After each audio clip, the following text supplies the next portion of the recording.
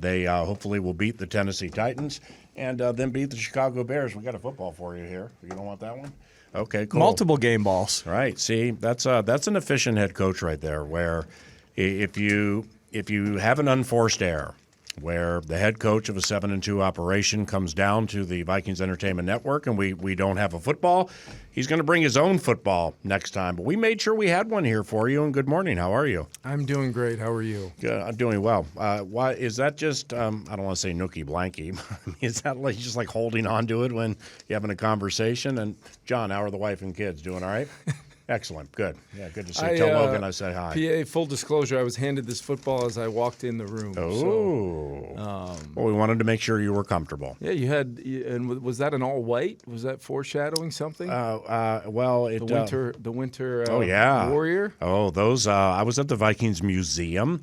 The Vikings Museum a couple of weeks ago with our friends at Continental Diamond, and I guess I hadn't really looked at those uniforms closely enough. Holy cow, those things are sleek. Yeah, they're awesome. The guys are fired up. I've seen a lot of our fans. You know, you go to see our fans at US Bank. They already they're rocking those, looking good. So it'll be exciting to put those suckers on. Well, in the transition business, how about this 3-2? From the uniforms that are sleek and white, we discuss a team that very much is in the black. The Minnesota Vikings at 7-2 after beating the Jacksonville Jaguars. They now take on the Tennessee Titans, and Kevin O'Connell, head coach of the team, and joins us each and every Tuesday around 11 o'clock. And we definitely saw Sunday why T.J. Hockenson is so important, right? I mean, with that coverage, unprecedented and or abnormal even for Justin Jefferson. With him blanketed, Kevin kept, all right, 3-2. Sam kept finding T.J. for first downs. I mean, that story kind of wrote itself, right? Yeah, it was one of those games where, you know, it was not a if you would have told me going into the game that we would get that level of just urgency with their plan. I mean, almost I think all but one snap before that kind of end of game sequence was really not only split safety but a variation of split safety, double and Justin getting hands on Jordan as well, trying to make it hard on our guys, and I thought they, you know, for the most part, both those guys really battled through some tough leverages and found some grass, found some space on some things. And then ultimately our two tight ends combining for that amount of production. Josh Oliver's been fantastic for us, and getting TJ back there for some of those third downs. I think at one point he had 4 of his 5 catches, in that sequence were all on move the chain catches on third down. And then we isolated him kind of in the second half there on a linebacker for a big explosive. So right. All ways that we did not expect that level going into the game, but we've learned to have the adjustments ready as much as we possibly can, and all while trying to navigate what was a tough day for Sam. With some of those turnovers, and I thought his composure and his poise when it wasn't his best showing. He'll be the first one to say that. Was a critical reason why we were able to put up over 400 yards and move it. But ultimately, this game's about scoring points, and would like to see our offense score a lot more than we did. Well, Kevin O'Connell, as I mentioned earlier, has coached 44 games here for the Minnesota Vikings, and only 5 times during the run have you not scored your team not scored a touchdown in the red zone. It's crazy, too. There were so many abnormalities that came out of this Jacksonville game. The time of possession is unbelievable. Then we talk about the lack of single coverage on anybody, anytime. Like you said, that one where he got bumped, maybe a flag could have been thrown, but it wasn't, and it was a tipped interception. But then in the first 4 games where your offense did not register a touchdown inside the 20, inside the red zone, it was a combined 5 times, over 4 games. Well, it was 0 for 5 this last Sunday. That just shows you how abnormal that is. And really, is it maybe too simplistic here, but is the only and or best way to look at it is you won the game. That was an aberration. On to Jeffrey Simmons and the Tennessee Titans. No, I don't think you can do that, because you've got to acknowledge, what took place on each and every one of those possessions, and I think, it would be a missed opportunity for not only our offense but for our coaching staff and myself to look at it like that, because I think there's areas we can all improve and to make sure that whether it's execution, whether it's decision making, whether it's what the feeling was. I will tell you this, PA, when we were able to drive the ball down there after having the turnovers we've had. I think there's a layer sometimes where, in my mind, I'm trying to have some growth as the head coach, not just the play caller, not just the egomaniac of wanting to score points and constantly show everybody, how smart we are. There was a mode that I think you have to go into sometimes to ensure victory when your defense is playing the way we were playing. And I made the decision, in the second half we were going to commit and run the football with a consistency, maybe a little bit more so than running and mixing passes in there when I knew we were going to be able to either capitalize on a short field on a turnover or potentially just ensure points. And that's what we tried to do. And we had the ability, if and when Jacksonville was able to recapture the lead, which I did not think they could against our defense on that given day, the way our plan kind of came together and the way we had kind of made that offense uncomfortable for a good portion of the game. Our guys were going to be fresh. They only played 42 snaps on defense, so I knew the pass rush would be humming when it mattered. Yeah. But if they did somehow capitalize on some plays and put some points on the board to retake the lead, I was comfortable going to get that thing and chase it down if we had to, no matter what it had looked like for Sam for the most of the day. That's my confidence level in him. That's 8 games of inventory of seeing him do things in our offense. And that's where we pick it up, Monday morning, getting back to work and putting together a great plan for what's really turned into one of the best defenses in the league in Tennessee. They've done a lot of really good things this year, a tough group. We're going to have to play a lot more consistent. Even though we moved the ball last Sunday, I'm talking about being consistent start to finish on drives, putting points on the board. Okay, well, when I framed that up, I wasn't like, hey, I'm just going to roll in here and with the team. Hey, we won the game. Yeah. This happened. We had it 42 and change, which doesn't ever happen. We always score touchdowns in the red zone, and here comes Jeffrey Simmons, all right, 3-2 break. I didn't mean it like that. No, but I think it's valid, though, because I was talking more about you and, mental health of people, just to, take a deep breath and be like, all right, well, we're 7-2, man. And that I didn't like that, and that. So let's move on. Yeah, I think it's important, though, and your question's a good one because I think there's a lot of methods to how you want to approach moving forward, but it would be a little bit it would be naive for me. It'd be lazy to think, hey, I can preach 1-0, and not only are we trying to win every game we play, which we did, we won a football game, but also part of that 1-0 philosophy is coming back and being an improved version of what you were the previous week. I didn't like that we had some red zone turnovers after starting the game against Indianapolis with a red zone turnover. I did not like the fact that we went back on the road and we had a couple pre-snap penalties after not having a single one against Indianapolis. So week over week, as the head coach, you've got to find the areas of improvement while also understanding that it's a long season. So anytime you can win, we've got to stay positive and we've got to make sure that we understand sometimes it's not going to look the way you want, but winning football games isn't the easiest thing to do in this league, regardless of who you play, where you play them. So my job is to win, but at the same time, my job is to push each phase of our football team to help us be the most complete team we can be and try to play our best football as we progress into later in November and the month of December, because that's what I think good teams do in this league. I think we're a good team, and I think we've got a lot of improvement yet to still make as a team.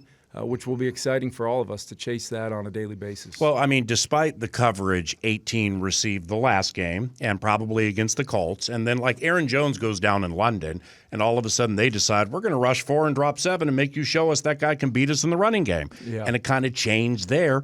But what's the common thread? You won them all in a complement in the ultimate team game. And with all due respect, it doesn't make somebody arrogant or an egomaniac when talking about the passing game. Statistically speaking, you guys are tied for the NFL lead with Baltimore and San Francisco for the most 20-yard completions down the field. So that's fact. You know what I mean? Yeah, but at the same time, I think what wins football games is you're not going to play a lot of games where you can get the time of possession the way we did. What wins football games is collectively running the football, generating some explosives. It's hard. Yeah. It's hard to go 12, 14, 15, 16 plays multiple times in a game and finish all of those drives with touchdowns. It's hard to do. It's what we strive to do every single week, but you've seen us before when we have a 7-8 play drive, we don't have a third down on the drive and we're scoring a touchdown, or against the Rams early on in that game where we have 2 drives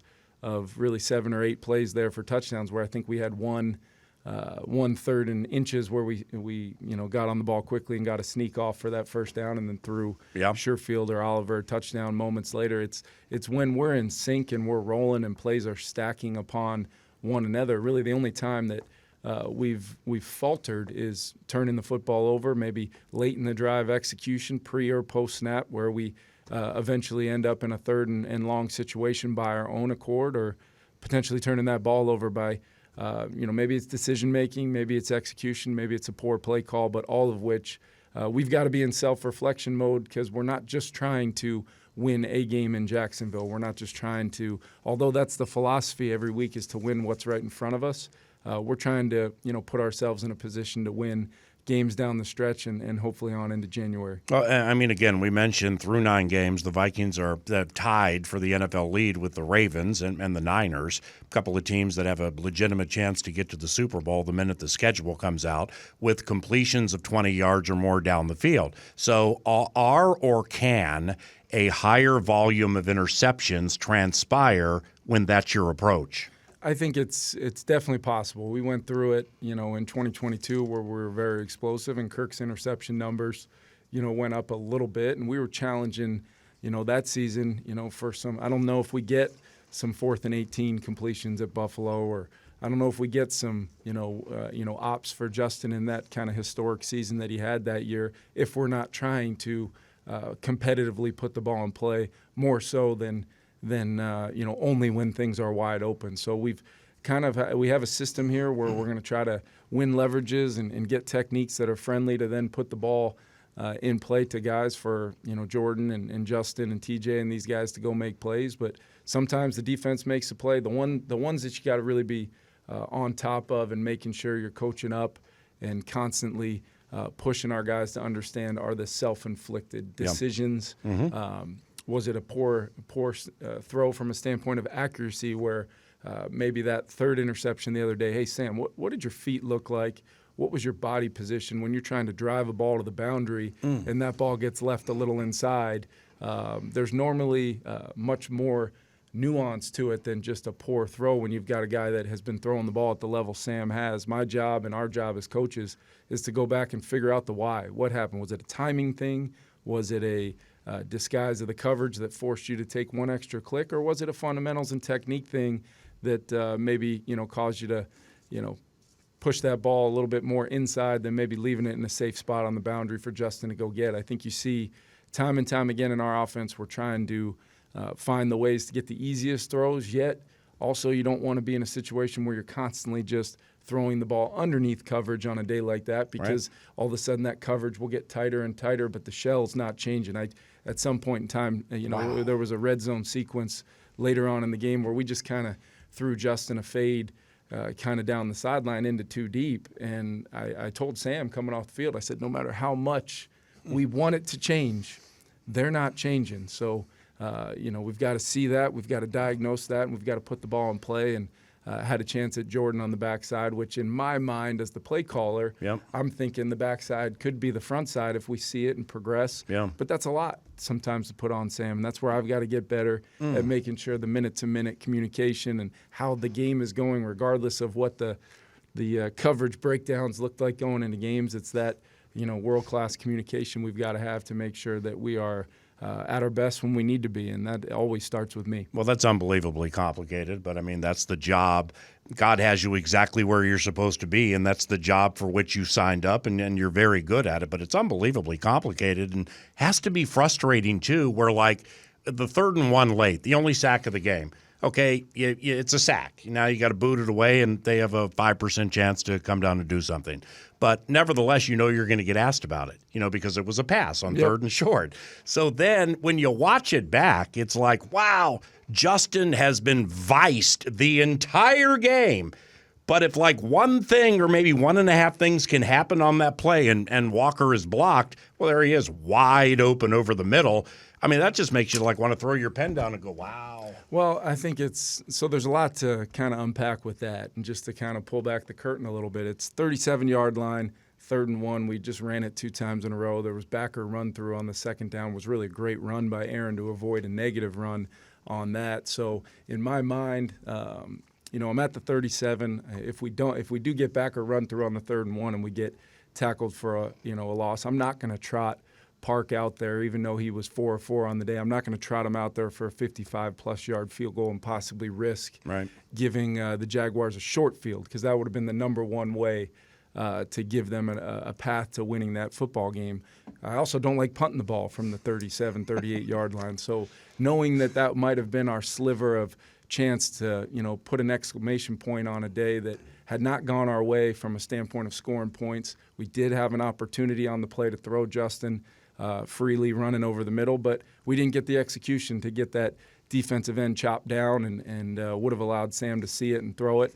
But it was trying to be, no matter what, it was trying to take the entire situation into play. I told Sam before the snap, if it's murky or if it's cloudy at all or we give up any kind of rush, I want you to just go down, and Ryan Wright will have that much more room to try to pin them inside the 10, which we did not do in that moment either. So it was just it's a level of execution to go along with the mindset of situationally managing that, knowing where we are in the field, knowing what it looks like with the Jaguars coming back right at you, and then potentially where the clock was at the time, what a significant gain for a first down would have meant for a standpoint of possibly ending the game, PA, on the field as an offense. Yep. Kind of like what we did against Indy to finish that game after we had basically mowed it down the field for 6-7 runs in a row, and then set up a way to put a stamp on that drive. All of which, goes into making decisions in the moment. I don't, unfortunately, always know how the execution is going to play out. I just know my confidence level in our guys to execute is going to be sky high because of the preparation we've put in. And that's all I have in those moments, and I'm going to continue to operate with that level of confidence in our guys to go make those plays when they're required. Kevin O'Connell, head coach of the Minnesota Vikings, weekly 9 to noon. It's a Talk Back Tuesday. Let's segue to the defense and to begin with this. Hey, Kevin. It's Brandon here. A question I got for you. Seems like in our secondary this year, especially in the final drives of the game, we've made a lot of clutch plays and clutch interceptions. Like Murphy has 3 picks in the last 3 weeks, and Bynum has had multiple game-sealing interceptions. Gilmore this year too. Do you think that's a product of just having more overall starting experience in our secondary? It's a great question, Brandon, and what I would say is, Byron Murphy's playing some of the best football of his career. Gilly's always had a feeling of being a closer in this league, a guy that you better be sure you want to throw at because he can take the ball away. And Shaq's had his hands on some chances as well. And then our safeties are, I think, the best group of safeties in football. So when you have those kind of players in those moments in total ownership of the way the game's gone and how Flo is calling the game, and then you tie in marrying that coverage with the rush, with Van Ginkel, with Grenard, with some of these guys, with Dallas Turner bringing some juice, and then you've got the ability of Cashman getting him back with IP as really good blitzers.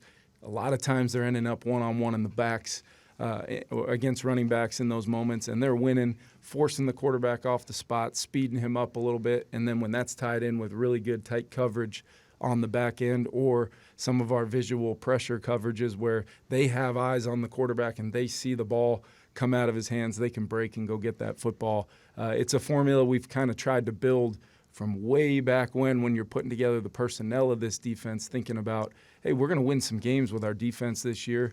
We're going to do some things to build this group up to not only be consistent throughout, but have the ability to close games too, knowing a lot of games in this league come down to that final possession, whether you like it or not. And I feel really confident knowing in those situations when they come up in games, Brandon, that I can rely on our defense to close it out. And if we've got to go try to find a way to win it, we're still going to try to go do that. I thought it was interesting that you guys go to full strength on defense, and it's the return of the untouched or unseen edge guy potentially smacking a quarterback. Now, Andrew pulled up a little bit late, but let me ask you this. Maybe I saw it wrong when I watched it back. He seemed sad after the sack. Like he got up. It reminded me of my man Young at SoFi after the face mask. He knew he did it.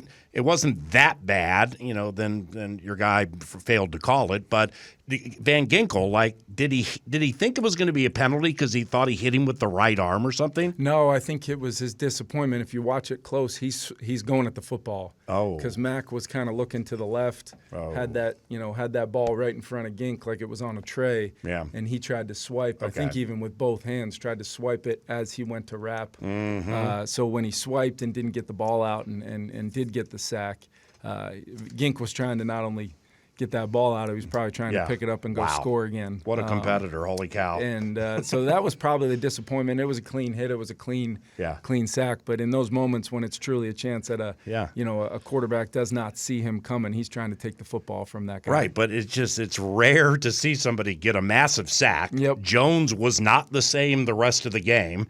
And Van Ginkel gets up and he's sad. Like people are trying to celebrate. All right, lastly, the Titans. Defensive tackle Jeffrey Simmons. Is he still really good? Still really good. They've got the young kid from Texas as well, massive human being in the middle. Oh, Devondre Sweat? Yep. And, two really good. I think Arden Key's playing really well on the edge. And then you think about, can't think of his name Kenneth right now. Murray Jr.? No, the other guy on the edge. What do you got? Oh, Harold Landry? Yeah, I mean, where's the defensive ends on the sheet? I mean, right you got here. Linebackers in front of defensive ends. These are the edge guys. These are the Jack Gibbons is inside with Murray Jr. I'm not. There's no defensive formation that looks like that. I've never seen one like that in my life. I pulled Devondre Sweat for you though, didn't I? But really good defense. They're physical. Yeah. Tough to run the ball against. We're gonna have to be very detailed in what angles and leverages we're trying to attack. And then we got to have the play style up front.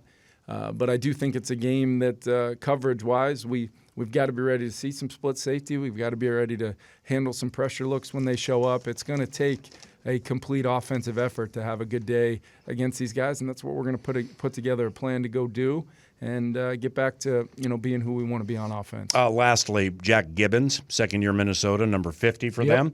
Boy's really jumped up of late. 29 tackles the last 2 games for number 50. What's he look like? Yeah, he's playing really well. You see instincts. You see a guy that's kind of playing a click ahead of the play, diagnosing Luke Kuechly, being able to be out in front of things instead of reacting secondary where he does lose leverage or he's trying to chase things down. He's more bringing the fight and being right where he needs to be. Really well-coached defense when you watch him on tape, really sound with how they kind of put it all together. And then, we've mentioned some significant names along that defensive front, and they've, whether they get Snead back at corner, I'm sure, if he does play, he'll be following Justin around all day, and hopefully Justin gets some one-on-one ops against him to see what that looks like. So it'll be a challenge. A good football team from a defensive standpoint for sure. And then offensively, they're going to run the ball well, and Will Levis is an ascending player that you just never quite know the type of day you're going to get. And he can, he's physically a very talented guy and growing as a young quarterback in this league. So there's a lot of unknowns, but you do know they're going to be well coached, and you do know you're going to have to play well to beat these guys, especially at their place. Good seeing you. Yeah, thanks, PA. Kevin O'Connell, head coach of the 7-2 Minnesota Vikings. The Boom, this Sunday at noon from Nashville, Vikings and Tennessee Titans. We appreciate Kevin stopping by, and we'll return after this, which includes Max and the Cash Thing.